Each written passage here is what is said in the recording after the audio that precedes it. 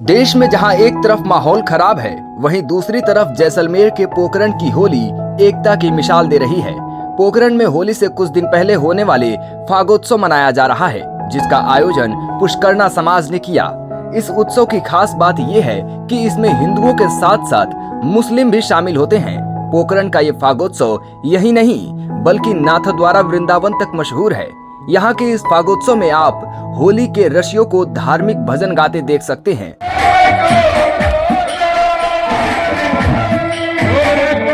गंगा जमुनी तहजीब भी देखने को मिलती है, साथ ही फाग के गाने भी गाए जाते हैं। इस बार का फागोत्सव पोखरण शहर के गांधी चौक में मनाया जा रहा है। देखिए पोखरण के फागोत्सव की कुछ झलकियां।